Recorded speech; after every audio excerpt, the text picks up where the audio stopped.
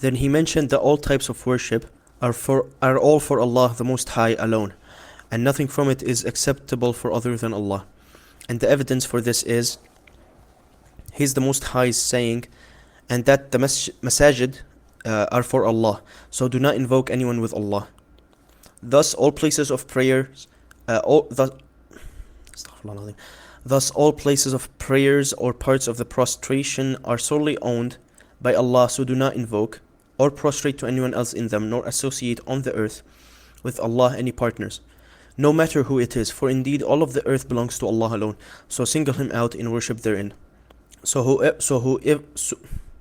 whoever directs from it, thus any of the types of worship mentioned by the author, or any others, even a thing small, to other than Allah, likewise calling other than Allah from those present upon things that Allah alone is capable, calling other than Allah from those present upon things that Allah alone is capable of doing, or among the dead, absent, idols or trees, or hoping in them, fearing them, asking them to fulfill needs or relieve distress, or anything similar, then he is a polytheist and disbeliever, thus committing major polytheism that exits the fold of Islam.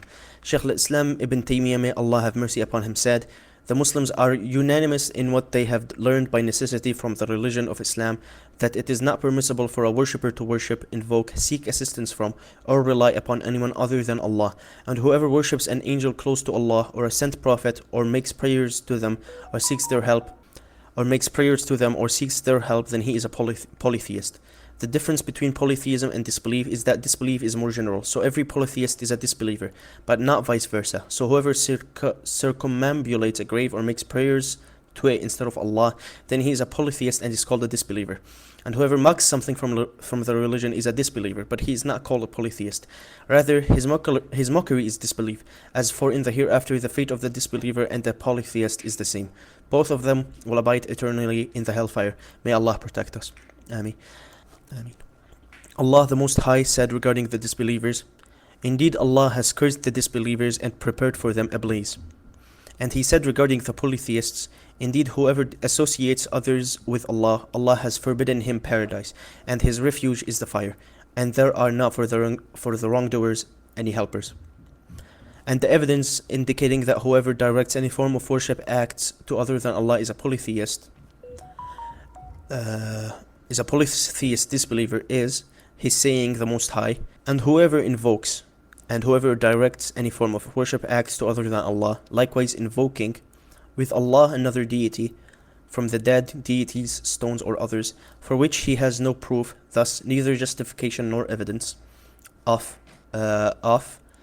thus in such worship that he performed alongside Allah, this condition does not imply that there is no valid justification with anyone who worships other than Allah. Rather, it serves to clarify that there is no valid argument for associating partners with Allah. What is meant here is 1 second. So how I would translate it, the restriction should not be understood to mean. He said, "Wal qaydu." My translation here starts, this condition does not imply that there is no valid justification. So I would say this restriction or condition as well, both could be used, should not be understood to mean that there is anyone who worships Allah with a legitimate proof. That there is anyone who worships other than Allah with a legitimate proof. Rather, it was mentioned to make clear to them that no one has any proof of their claim of shirk. So their worship is not based on evidence, but rather on misguidance, not on guidance and revelation. Whoever does that, Allah has threatened him and said that then his reckoning and punishment are with his Lord, and he will come on the day of resurrection to abide eternally in the fire. And he said here, with his eternal residence being in the hellfire. No. Their worship is based on misguidance and desires, not on guidance and revelation. Therefore, whoever engages in such practices is warned of punishment by Allah in his saying, then his account and reckoning is only with his Lord, with his eternal residence being in the hellfire.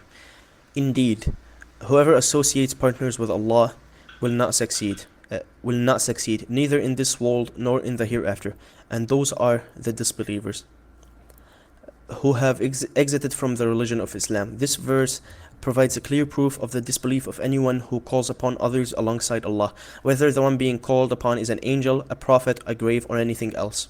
And this verse, as he said as well, provides a clear proof of disbelief of anyone who calls amongst the. And subhanAllah, nowadays someone tells you, you cannot takfir him just for one word that he said. Bro, he just said one word. How can you takfir him for just this one word? It could be a mistake. He may have misunderstood something. Allah subhanahu wa ta'ala, did Allah subhanahu wa ta'ala say this? Allah subhanahu wa ta'ala said, إِنَّهُ لَا يُفْلِحُ الْكَافِرُونَ.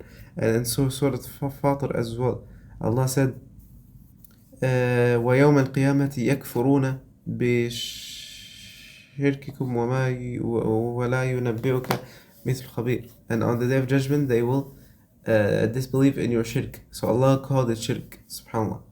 So this is a clear-cut proof response to the Ash'ari and so the Sufiya who said that these types of ibadah are not shirk. And this goes back to the fact that they said that the Rabb, the Lord, is the one who can create.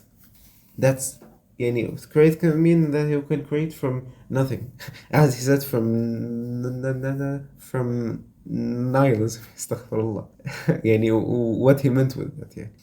So they say that the Lord is the one who can do that, and this is destroying everything from the shirk of al-ibadah, because this is a shirk, or this is tawheed al-rububiyyah.